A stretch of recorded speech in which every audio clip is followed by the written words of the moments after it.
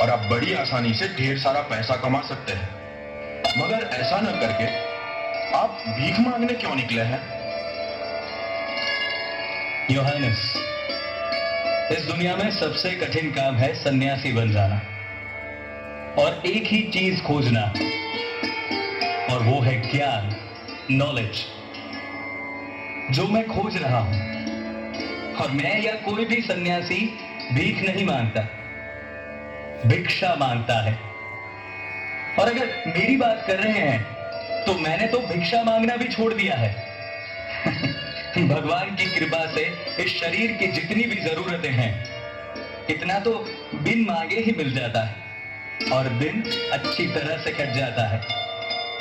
हमारे देश में अभी भी भगवान में श्रद्धा रखने वाले काफी लोग हैं, तो वो हमारी दुर्दशा होने ही नहीं देते। स्वामी जी, आपको ऐसा नहीं लगता कि हमारे देश की जनता काफी अंधविश्वास रखती है, जैसे कि मूर्ति पूजा? अब आप ही बताएं कि एक पत्थर या धातु को मानव जैसा आकार दे देने से वो भगवान कैसे बन जाते हैं? महाराज, लगता है आप मजाक कर रहे हैं। नहीं स्वामी जी, बिल्कुल नहीं। वास्तव में हम लोगों की तरह लकड़ी, मिट्टी या धातु की पूजा नहीं कर सकते। इसलिए हम समझते हैं कि जो लोग मूर्ति की पूजा करते हैं वो मूर्ख हैं। कोई मुझे ये तस्वीर उतार कर दे सकता है?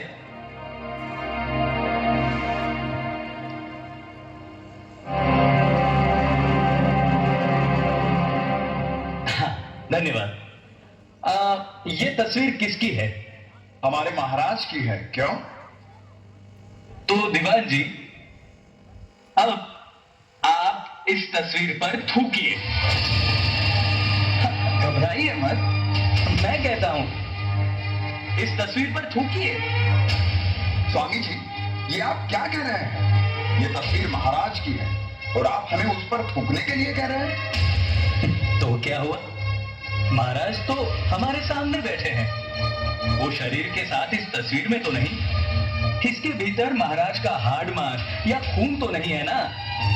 तो फिर इस तस्वीर पर थूकने में आप लोगों को क्या हर्ज है? स्वामी जी, ऐसी घिनौनी हरकत हम कैसे कर सकते हैं? हमारे लिए स्वयं महाराज या उनकी तस्वीर सभी पूजनीय है। दीवान जी, तो मुझे अफसोस के साथ कहना पड़ रहा है कि आप मूर्ख हैं। स्वामी जी, ये आप क्या कह रहे हैं? क्यों?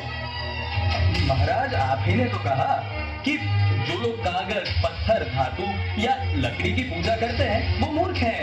इसी तरह आपकी तस्वीर को दीवान जी पूजनीय मानते हैं, तो वो भी तो मूर्ख हुए ना? देखिए महाराज, ये सिर्फ तस्वीर है, आप नहीं, आपका देह नहीं। फिर भी जो आपकी इज्जत करता है वो इस तस्वीर की भी इज्जत करता है। वैसे ही जो मूर्ति पूजा करता है, वास्तव में वो मूर्ति की नहीं बल्कि मूर्ति के रूप में भगवान की पूजा करते हैं। और बस बस स्वामी जी, अब और हमें शर्मिंदा मत कीजिए।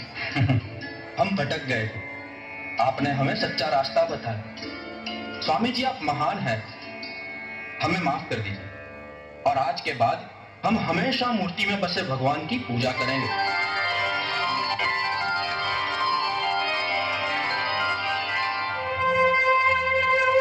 प्रणाम महाराज। अब महाराज, आप जब से यहाँ आए हैं तब से लगातार लोगों से बातें कर रहे हैं। आपको थकान नहीं लगती? कौन हो तुम? महाराज, मैं चमार हूँ। अरे वाह, तुम तो सबसे नेक काम कर रहे हो। भगवान तुम्हारा भला करेगा। महाराज, आपने 3 दिनों से कुछ खाया पिया नहीं, ये देखकर मुझे बहुत दुख होता है। तो क्या तुम मुझे खाना दोगे? महाराज, मेरा मन तो यही चाहता है, लेकिन मैं अपने घर की बनाई हुई रोटी आपको कैसे दूं? यदि आपकी आज्ञा हो तो मैं आटा दाल ले आता हूँ। आप नहीं नहीं नहीं, तुम अपने घर की बनाई हुई रोटी ही मुझे दो, मैं वही खाऊंगा। महाराज, मैं चमार हूँ, आप मेरे घर की बनाई हुई रोटी खाएंगे? नहीं नहीं महाराज, मैं खेतड़ी के राजा की प्रजा हूँ।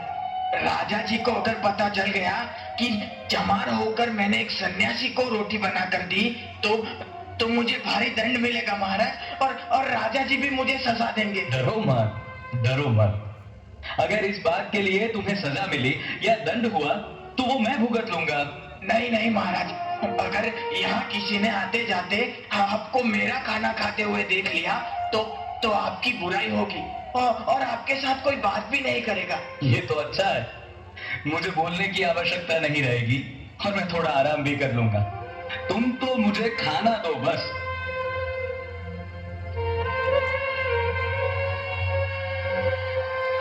अरे अरे भाई यहाँ आओ, आओ। हाँ, मेरे पास बैठो। बैठो, हम साथ ही खाना खाएंगे। घबराओ मत, मेरे लिए तुम मेरे भगवान के भेजे हुए दूत हो। मेरे साथ बैठो, तुम भी मेरे साथ ही खाना खाओ। बैठो। हाँ, चलो चलो शुरू हो जाओ। महाराज, महाराज आप सचमुच महान हैं। आज तक किसी ने मेरे साथ इतनी अच्छी तरह से बात तक नहीं की है। महाराज आप सचमुच महान हैं। बस बस भाई बस, जो दूसरों की भलाई सोचता है वो ही सबसे महान है, और इस तरह तुम मुझसे भी महान हो, ये याद रखना। महाराज मैं तो आपके दर्शन करके धन्य हो गया। वाह वाह, क्या स्वाद है। ये रोटी कैसे बनाई मैं तो बयान नहीं कर सकता। आज मैं ये रोटी खाकर तृप्त हो गया। सच पूछो तो कितने समय से मैंने इतना अच्छा खाना नहीं खाया। आहा हा हा, तुमने तो मेरी माता जी की याद दिला दी। मैं सच्चे दिल से भगवान से तुम्हारे लिए प्रार्थना करूंगा। अरे अरे ओ चमार, उठ यहाँ से। तेरी हिम्मत कैसे हुई स्वामी जी के पास जाने की? चल निकल, निकल यहाँ से। अरे अरे रुको, ये क्या कर रहे हो? मत छुओ उसे। अरे स्वामी जी, ये क्या? आपने एक चमार के हाथों का छुआ खाना खाया? पहले तो तमीज से बात करना सीखो। पहले ये एक इंसान है और उसके हाथों का छुआ ही नहीं, बनाया हुआ खाना खाया है, तो क्या हुआ? लेकिन स्वामी जी, ये आप जानबूझकर कैसे खा सकते हैं? क्यों नहीं?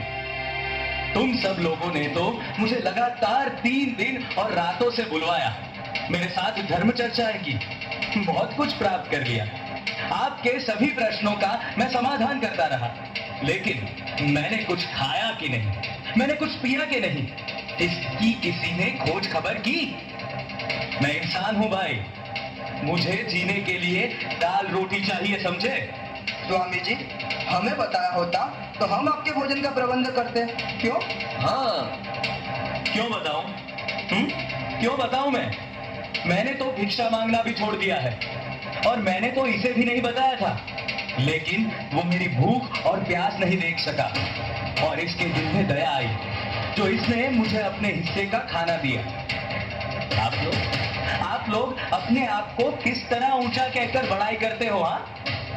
आज उसने जो इंसानियत दिखाई है ना, उससे वो आपसे भी बड़ा हो गया है। सुन लीजिए। सावधान! केतली नरेश, राजा अजीत सिंह पधार रहे हैं।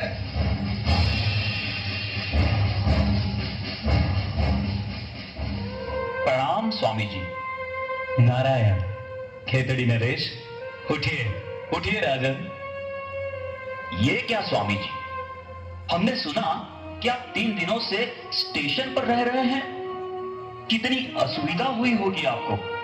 स्वामी जी, कृपा करके आप ये फल ग्रहण कीजिए। मैंने तो अभी अभी बहुत स्वादिष्ट भोजन ग्रहण किया है राजन। अरे वाह, आपको भोजन किसने दिया? महाराज, महाराज मुझसे बहुत बड़ी भूल हो गई है, मुझे क्षमा कर दीजिए। अब से फिर कभी ऐसा नहीं होगा। अरे यह कौन है, और इसने क्या गलती की? महाराज, ये चमार है और यहाँ स्टेशन पर काम करता है। महाराज, इस चमार ने अपने हाथों का बनाया हुआ खाना स्वामी जी को खिलाया।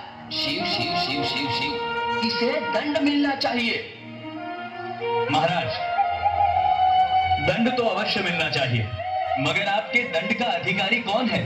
वो जिन्होंने मेरे साथ 3 दिन और रातों तक बातें करके मुझे भूखा प्यासा रखा, या जिसने मेरी दुर्दशा देखकर मुझे खाना दिया? बताइए। महाराज, आप 3 दिन से भूखे प्यासे हैं। आपकी ऐसी दुर्दशा किसने की? उसे दंड दिया जाए। तो महाराज, इस चमार को दंड नहीं मिलना चाहिए, क्योंकि इसने तो मुझे खाना दिया है। मेरा अनुरोध है कि आप इसको योग्य पुरस्कार दें। महाराज, मनुष्य कर्म से महान बनता है, जन्म से नहीं। स्वामी जी, मैं आपकी बात से सहमत हूं। दीवान जी।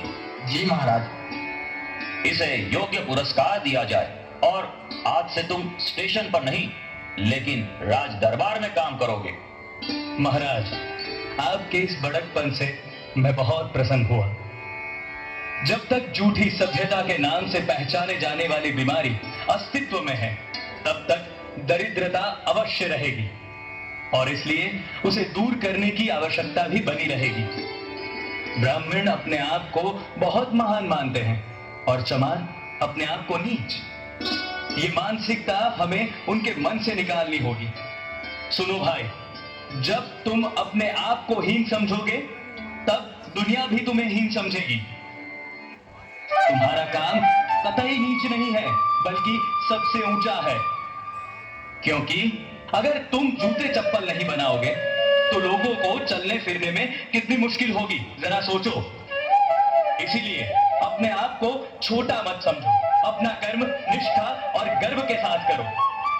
मैं तुम सबसे यही चाहता हूं कि तुम लोग आत्म प्रतिष्ठा, जातिवाद, दलबंदी और ईर्ष्या को हमेशा के लिए छोड़ दो। स्वामी जी, मन चाहता है मैं जीवन पर्यंत आपको सुनता रहूं, आपसे सीखता रहूं और आपके बताए हुए मार्ग पर चलता रहूं। महाराज, सबका भला कीजिए, लेकिन याद रखिए, भलाई का मार्ग संसार में सबसे अधिक ऊबड़ खाबड़ तथा कठिनाइयों से पूर्ण है। इस मार्ग पर चलने वाले की सफलता आश्चर्यजनक है। मुझे इस बात की खुशी है कि आप बहुत नेक इंसान हैं, जो अपनी प्रजा के लिए हमेशा चिंतित हैं। स्वामी जी, मुझे आशीर्वाद दीजिए, मेरा वंश आगे बढ़े। मेरा आशीर्वाद हमेशा आपके साथ है, और मैं भगवान से प्रार्थना करता हूं कि आपके यहाँ आप जैसा ही धर्मपरायण पुत्र अवतरित हो। महाराज की जय हो!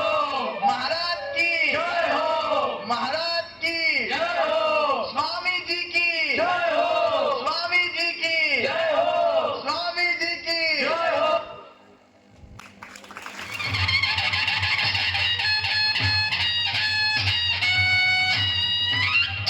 In this culture, we understand that God is our making.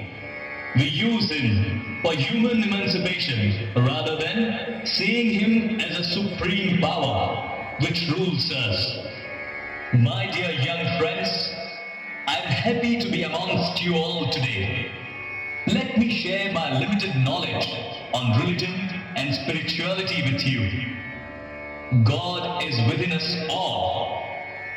Divinity resides within all things. Our Vedantic culture admits that all purity and perfection and strength are in the soul already. Faith, sympathy, fiery sympathy, faith in ourselves. This is the secret of greatness.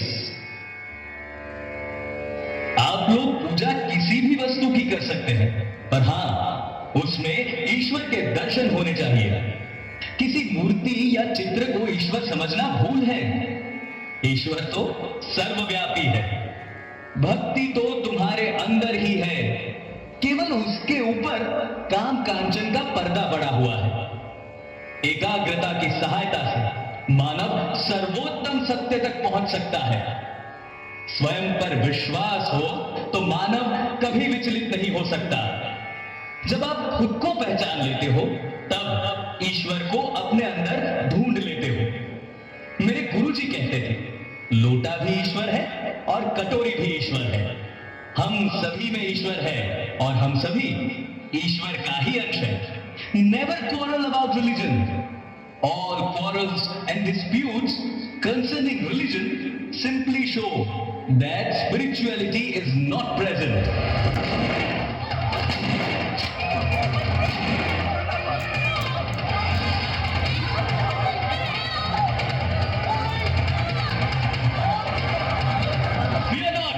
Fear not, my friends. रुको, रुको. Why do you fear? घबराओ मत. The moment you fear, you are nobody. It is fear that is the root cause of misery in this world today. Fear alone is the cause of all superstitions. And it is fearlessness that brings heaven in a moment. All powers are within you. You can do anything and everything.